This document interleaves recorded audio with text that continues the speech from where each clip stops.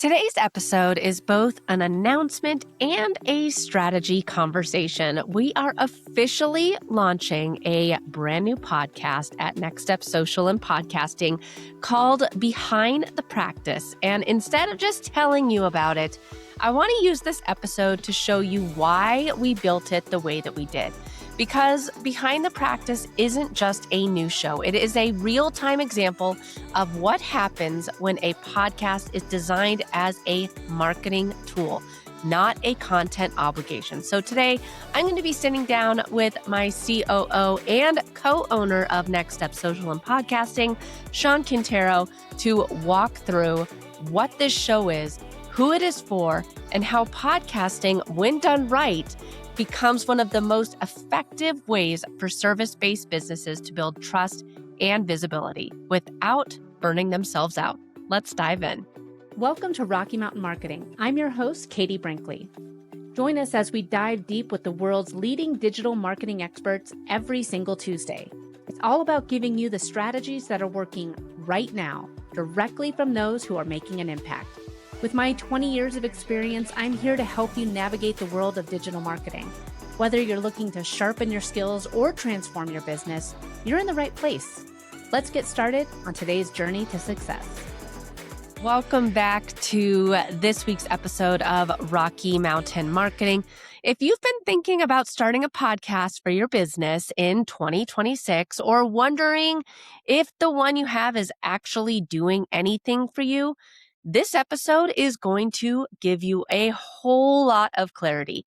We're talking about the strategy behind our new show called Behind the Practice and breaking down what it looks like to launch a podcast intentionally, not to chase downloads, not to perform online, but to support real business growth. And who better to join me on these real strategic conversations than co-owner and COO of Next Step Social, Shawn Quintero. Thank you for joining me once again on Rocky Mountain Marketing. As always, I love these conversations where we get into the nitty-gritty, the why behind we do the things that we do here at Next Step Social and Podcasting. Katie, I'm so excited to be here. Thanks so much.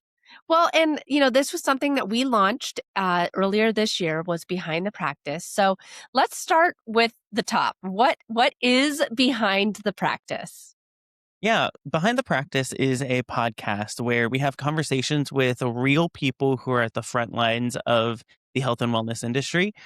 We have a very big passion for health and wellness. On a personal side, my wife is a marriage and family therapist. We are big believers in therapy and in different wellness practices. A lot of members on our team in Next Step Social are big advocates of yoga, meditation, different types of therapies like physical therapy, acupuncture, etc. And we wanted to make sure that we were creating a platform to share the stories of the real practitioners who are on the ground doing real healing and transformational work. So often you hear so much about the health and wellness industry, and we wanted to make sure that we're sharing real stories from real people, making a big impact in people's lives. Yeah, and I think that, like you said, this was something that was really created a little bit because everybody here at Next Step Social has such a strong passion for health and wellness.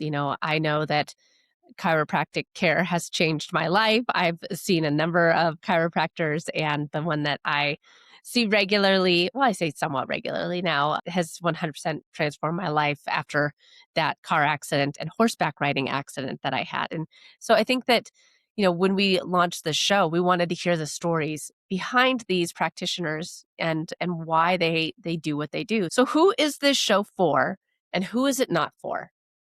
Yeah, that's a great question.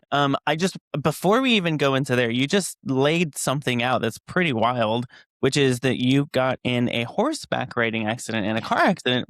I didn't know this, Katie. How recently was this?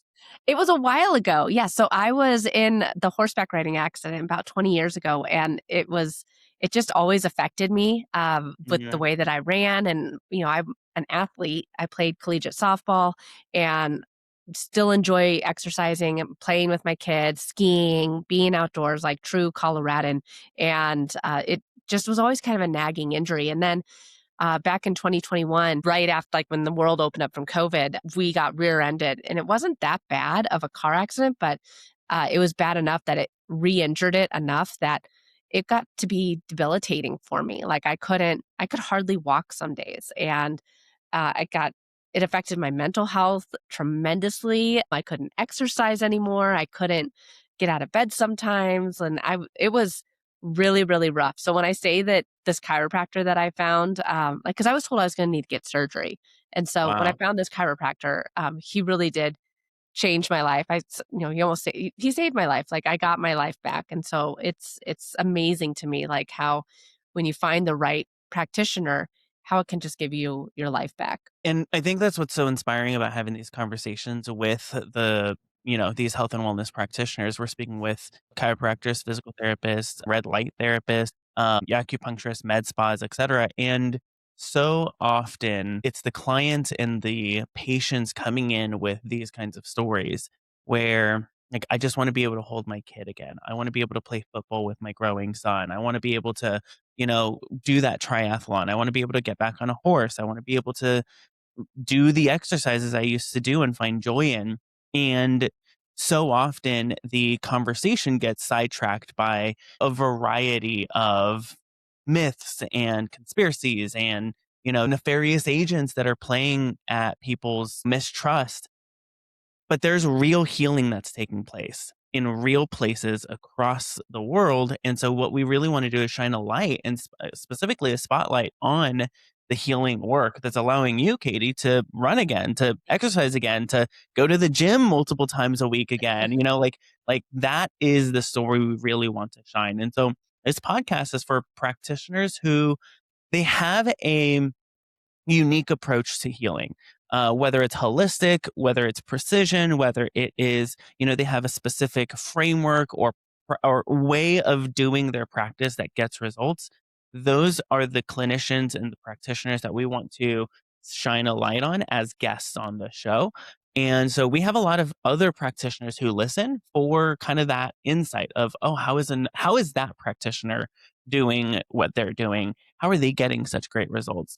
And then this is also for, people who are looking for somebody who is a healer in one way or the other. They're doing healing work and they're really invested. Maybe they are, those kind of biohackers where they're looking for just that 1% improvement that's going to make a meaningful difference for them. Maybe it's that person who has had a health challenge for a really long time and they're looking for some type of solution.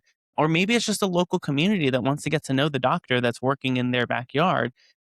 It's for the practitioner and then it's also for just the everyday person who's looking to get insight on what can improve within their body. And I think the most sacred space ever is within our own body because it's the same body we're going to have from the very beginning of entering this world to the very end and whatever that transition looks like.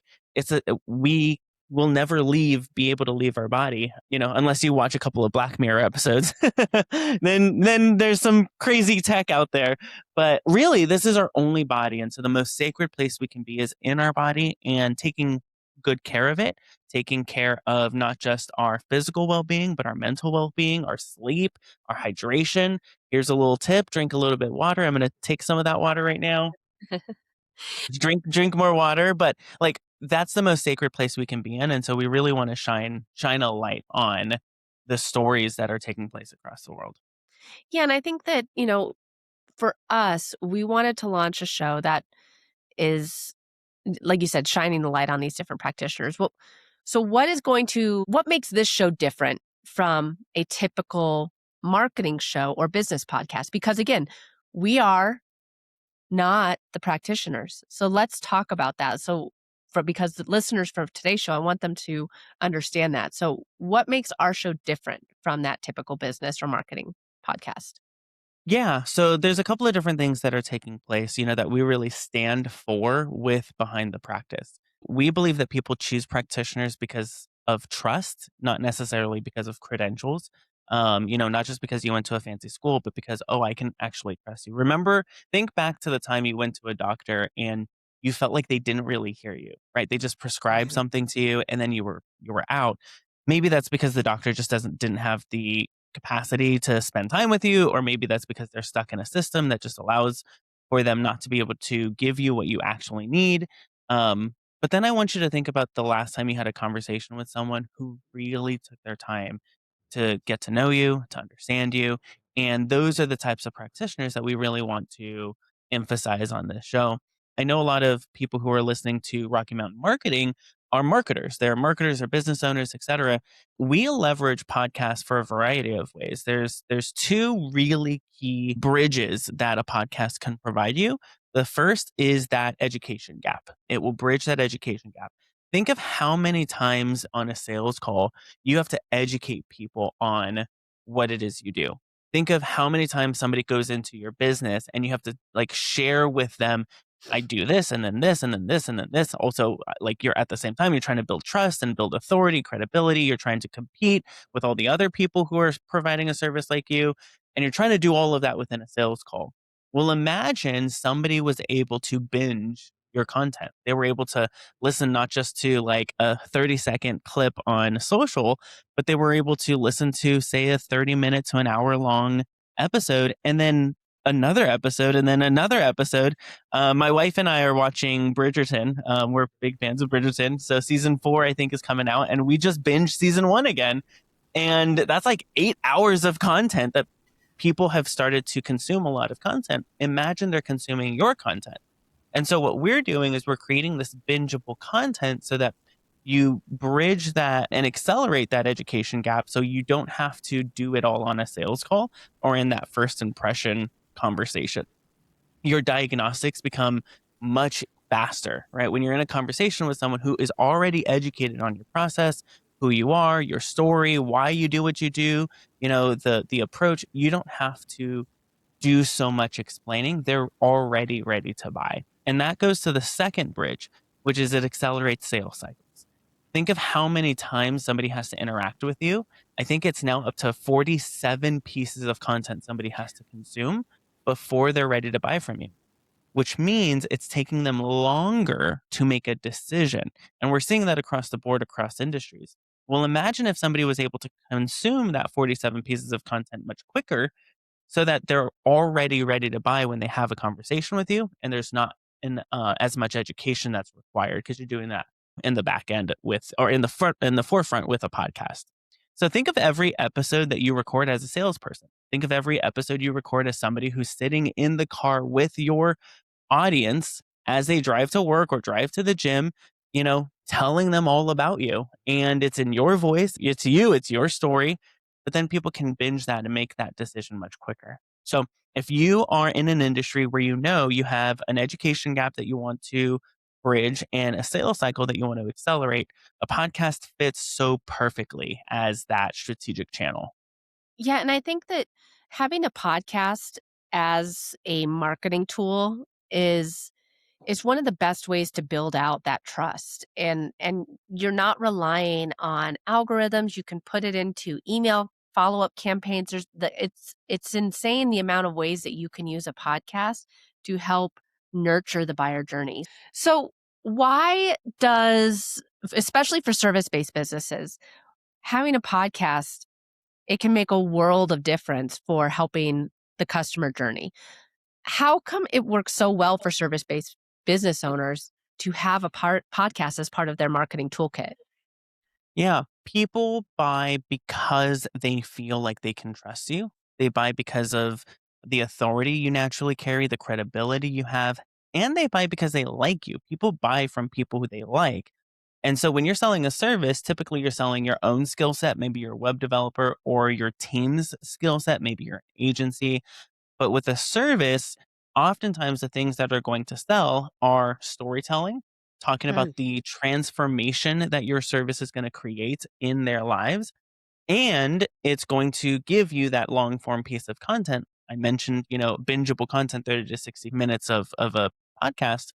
But not only is that one long form piece of content, you now have content that you can repurpose on social. One of the biggest things that's working really well on YouTube Shorts right now, as an example, are podcast clips.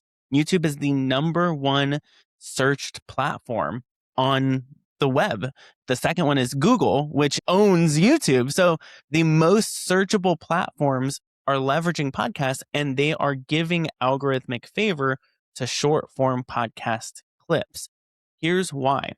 Because with all of the AI stuff that's coming out, they want to normalize real human interaction and conversation. The number one source that ChatGPT, Perplexity, Gemini is consuming as source material for the answers they're giving are podcasts. So they are, these AI platforms are listening and, quote unquote, listening to these podcasts and then using that to answer a question, that people are asking, which chiropractor should I use in Denver? If you have a podcast, which mind you, everyone has a Facebook, everyone has an Instagram, everyone has a LinkedIn, everyone has a website, but not everyone has a podcast. It's one of the last non-competing, it's blue oceans for service-based businesses. And so making sure that you have that podcast so you can show up when people are searching in ChatGPT for someone like you is super key. Making sure that you are showing up in a variety of places by repurposing your podcast episode. But the beauty of it is we work with really busy people. So imagine being able to have an entire marketing system all dwindled into one 30-minute conversation. That we can take that one 30-minute conversation and now your whole marketing for the entire week is covered. You're on every platform, you're on every social, you are in front of everybody, you are getting favor from the algorithms, you're showing up now in ChatGPT, you're showing up in SEO because of that one conversation or one interview or one solo episode that you produced. You're now seeing such an amplified impact from it. Well, and that's something, Shawn, that short form content just can't do. I get it. It reels, they're everywhere. TikToks, YouTube shorts. That's like the big rage of having short form content. But that's one thing that I think a lot of people are forgetting is that long form conversation is not only a trust builder, but these search tools, these AI tools, they're reading it and it's helping to train. So let's talk about that just a little bit deeper. So what does long form conversation do that short form content it doesn't even allow? Yeah, so we actually have a very strategic approach to our podcasts. One of the things that we want to do is train or teach the algorithm the type of channel that we are immediately. And so when we do a podcast launch, we're not just uploading one video, we are uploading 5. We're uploading a trailer. We are hyper focusing on the thumbnails and the titles and the descriptions. Why? Because once we do that, we are going to be telling the algorithm, this is what this channel is, and this is what it's for, and this is who you should show it to. Yeah, that's all the algorithm wants to know is who should I show your content to maximize the engagement? Because the more engagement on the platform, the more people are going to return to the platform, and that's how they make their money, by showing ads to people who return to the platform. So with short form content, you're going to have to produce a lot of short form clips if they're solo clips in order to train the algorithm. When we upload 5 30-minute podcast episodes, that's 2.5 hours that's being uploaded right away that the algorithm can now kind of feed on. And the algorithm's very hungry. So if it's just short form content, you're going to have to produce a lot of content pretty consistently every single day before the algorithm begins to acknowledge, oh, this is the type of content that you're producing. You just have more of a chance to hit the algorithm where you need it to hit when you have the longer form pieces of content. And then if you double that with the short form content repurposed from the podcast, you're kind of hitting a 1-2 punch with that. So you record one piece of content, you repurpose it across these platforms, the algorithms begin to recognize the type of content, who it's for, and then they begin to show it to the right people. And now you're getting in front of people that you never would have gotten in front of simply because of that one episode. Yeah.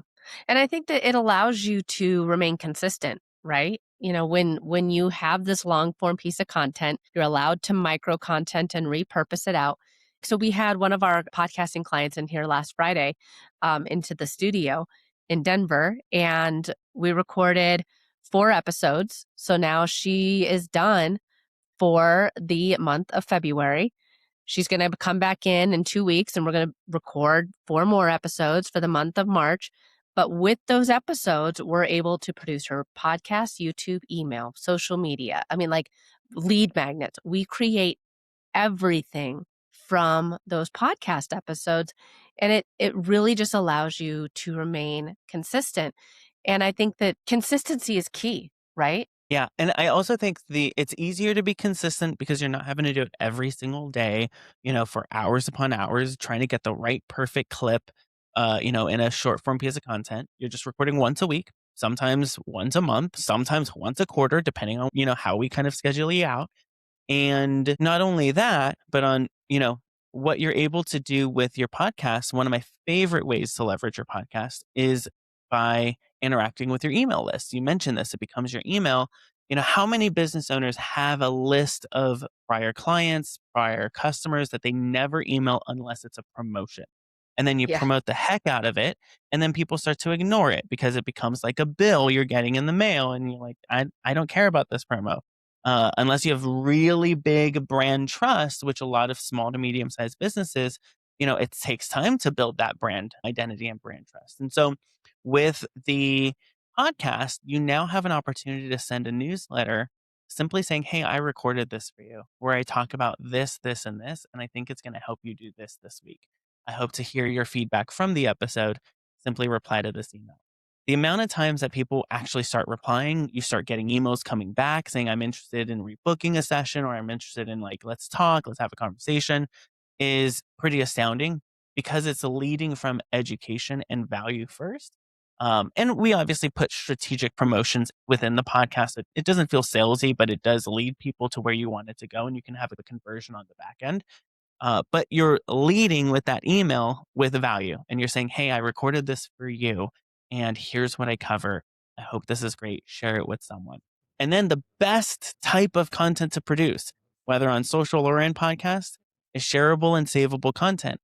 I'm on Instagram, throughout the day, and I'm constantly sending my wife funnies, is what we call it. Like, oh, this is a really funny thing. I can't wait to show her tonight. We watch them together, we laugh, and the algorithm starts showing me more stuff from different creators, but similar. So, like, if they start sharing stuff from your business, guess what's going to happen? They're going to start seeing your content more frequently because the algorithm says, oh, this is worth sharing and saving for them. This must be high value content. So, we lead with a share and save approach. How can we record an episode that is so good that people save it to return back to it again and again and share it with the right people? So, we have Behind the Practice that we just launched this year. Go check it out. It is a great new show. If someone's been listening to this episode and they're like, man, this actually sounds like a great idea, what questions should someone ask themselves before starting a podcast? Yeah, that's a great question. Do you have testimonials that are being under leveraged that you can showcase? Do you have stories that you've experienced of clients, the way that you've worked with clients and the amazing transformation that's created? Do you have a specific, unique way you approach certain problems that might be different from your competitors? And are you looking for a system, not just a marketing tactic like, oh, go be on TikTok or go be on Instagram, but a system that you can leverage so that you don't have to wear the marketing hat anymore, or the social media hat or the dancing on TikTok hat. Like, you could take those hats off. And that's really the question. Are you looking to have less hats on your head as the founder or business owner of your business? If so, having a podcast system is the way to go because it relieves you of doing so much and allows you to show up where you need to in order to generate leads, get visible, build authority, etc. Well, I'm so excited for this new show to launch. And I know that, you and I are both hosting it together. We're bringing in amazing guests to be a part of the show. What does done right actually look like for people who are considering having a podcast as part of their marketing tool? Yeah. Um, I think the average podcast dies after 7 episodes, Yeah. Okay. and it's 6 episodes now. Wow. So yeah, like the average person who launches a podcast records up to 6 episodes, gets it published, and then never goes back to it again. And here's one of the main reasons why. There are a couple of reasons, but the primary reason is they haven't operationalized it. It's become really hard. They're trying to wear all of the hats. They're trying to be the editor, the recorder, the producer, the publisher. They're trying to repurpose. They're trying to do all of the different things. Doing it right simply means you have a system in place to make sure it gets done. Now, for some of you, you have an internal marketing team. Make sure that you operationalize it with them. For some of you, you're doing it solo and maybe you're ready to level up. We'd love to be considered part of your marketing team. So you can always click the link in the description, book a call with us, and we'll walk through what that process looks like. But if you don't have that accountability and that system in place, and you don't use that system, then it's very likely you're going to be hyped up. You're going to launch that episode and then maybe a couple more. And then eventually it'll go into the dustbin of things you've tried but didn't really follow through. So our recommendation is stick with a podcast with a good strategy for at least 6 to 12 months. If you can hit that 6-month mark, that 9-month mark, that year-long mark, I guarantee you'll see an amplification, a multiplication of the effort you pour in. So make sure you have that system in place. Doing that means doing it right. 1,000,000%. And, Behind the Practice isn't just a new show, a new podcast. It's really an example of how podcasting can work for your business when it's built intentionally. And if you're a health or wellness professional, we will link Behind the Practice in the show notes so you can go and check it out, give it a listen, see if it resonates with you. And if you are a business owner, like Shawn said, that is thinking about launching a podcast or wondering what the next step is or how to turn the one that you have into something that actually supports growth for your business, that is exactly what we do here at Next Step Social and Podcasting. And I'll leave you all with this question. If your ideal audience listened to your podcast for 30 minutes, would they trust you more at the end of it? Because that is the whole point. Shawn, thank you so much for joining me on Rocky Mountain Marketing today. Thank you so much, Katie. Thanks so much for listening to this week's episode of Rocky Mountain Marketing. I hope you're leaving with valuable insights and the inspiration to lead your market. If you've enjoyed our time together and found today's podcast episode useful, I have a small favor to ask of you. Please hit that subscribe button to stay updated with the latest episodes. And if you know someone who could benefit from these episodes, maybe a fellow business leader or an aspiring entrepreneur, go ahead and share this episode with them. Let's spread the knowledge and grow together. Also, I'd love to hear from you and continue the conversation beyond the podcast. Visit me at katiebrinkley.com to connect, to find more resources, or just to share your journey. And be sure to pick up your copy of my new book, The Social Shift, at katiebrinkley.com/book. Thanks again for tuning in. I'm Katie Brinkley, and I can't wait to dive into more strategies and stories with you on the next episode of Rocky Mountain Marketing. Let's keep on taking your marketing to new heights.